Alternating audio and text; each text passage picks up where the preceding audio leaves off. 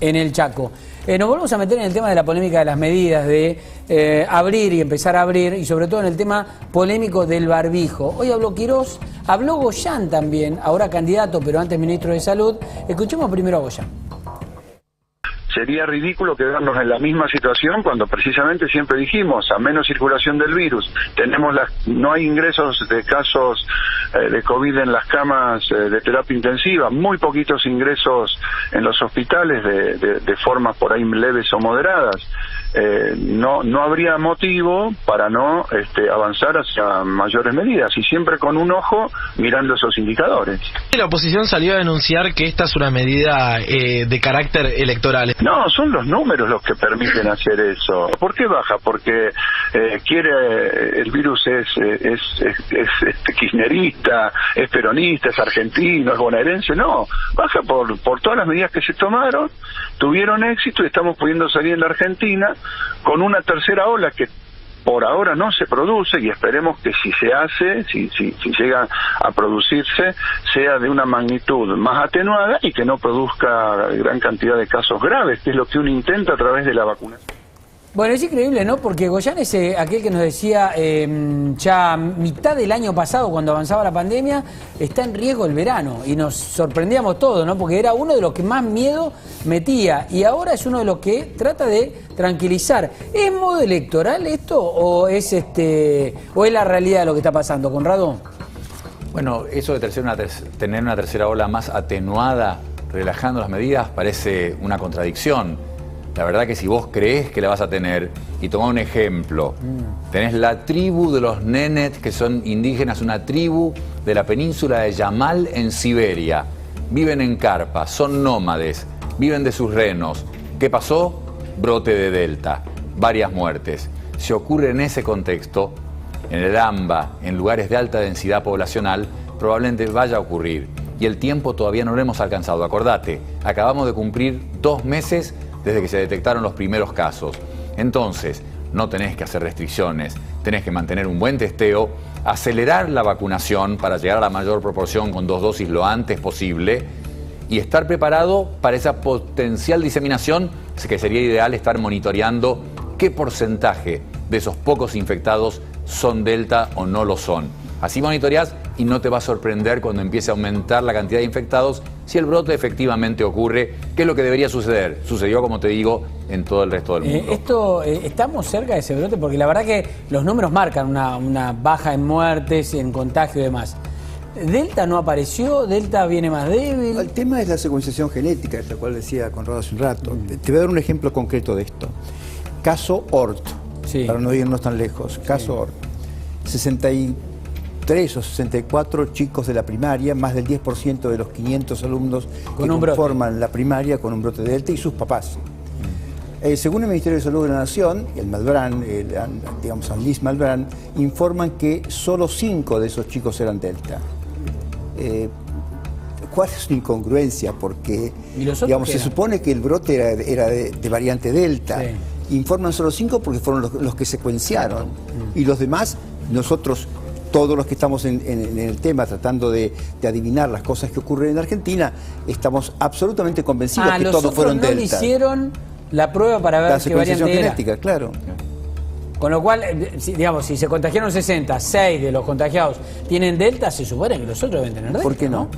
Porque es mucho más difusible. Muy probable. No, claro. Además la evolución lo marcó porque fue una evolución muy benigna, de 4 o 5 días, con pocos síntomas, padres e hijos. Digamos, el jueves, creo que mañana levantan el aislamiento definitivamente para ese grupo. De tal manera que este es un modelo, es un ejemplo interesante de que estamos, digamos, cuando la ministra dice, no sé, la variante Delta circula, pero no tiene predominancia, la verdad es que no lo sabe.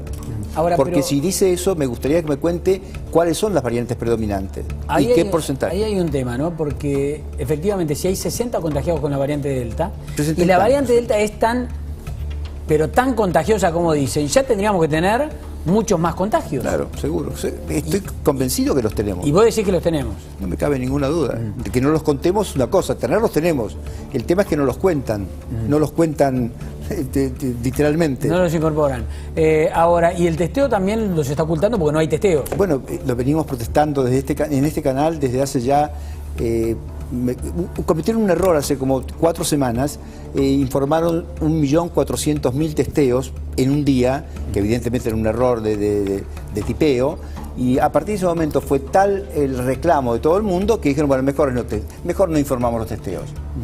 Y apareció un valle, un silencio de muchos días, en los cuales todo el tiempo reclamábamos que por favor contaran cuáles eran los testeos, y hoy milagrosamente aparecen estos testeos que nadie sabe si son ciertos o no, porque me permito dudar, si me disculpan, de las estadísticas. Me parece que tengo todo el derecho del mundo de dudar de las estadísticas del Ministerio, sobre todo en la cantidad de muertos, 114.684 muertos. Esta carga de 106 muertos tiene una demora de como mínimo 2 semanas hasta 40 días, motivo por el cual deberíamos estar cerca de los 120.000 muertos. Ahora, Conrado, contame una cosa, ¿por qué a ver, bajaron los contagios, Delta no está tan presente, no lo sabemos? Algunos especialistas, algunos colegas de ustedes, ¿no?, están diciendo que es probable que Delta se haya encontrado con Manaos y Manaos no le haya dejado avanzar, ¿no?, la otra variante. Pasó exactamente, y enfatizo que 70.000 testeos, aún lo que decía Claudio de hoy, sigue siendo muy poco. Pero eso se ha repetido mucho, y seguro que es Manaos lo que predomina. Puede haber Lambda, por ejemplo, o Mu incluso en la Argentina. Pero esto es exactamente lo que pasó en Estados Unidos, en Europa, en el Reino Unido, en Israel. Había una predominancia, en ese caso de Alfa, de la 117 del Reino Unido, te digo Estados Unidos, por ejemplo.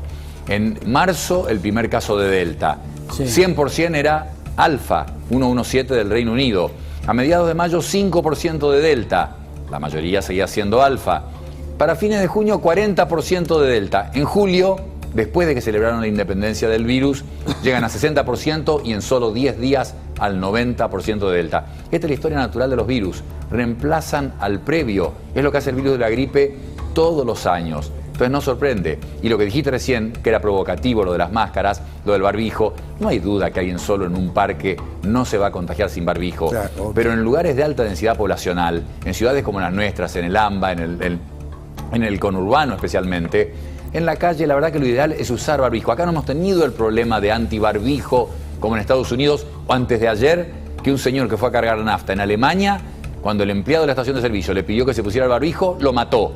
Entonces, no hemos tenido ese problema. Me parece contraproducente el sugerir no usemos barbijo. Da una mala señal. Me parece que, para completar lo que acaba de decir Conrado, me da la impresión que hubiera sido mucho más razonable atar estas, digamos, propuestas de mayor libertad o de mayor movimiento o de mayor independencia, si usted quiere, de los barbijos, a un porcentaje determinado de vacunación. Digamos, cuando alcancemos 60% de la población con 2 dosis, dejaremos de usar barbijo cuando caminamos por la calle solos o en una burbuja.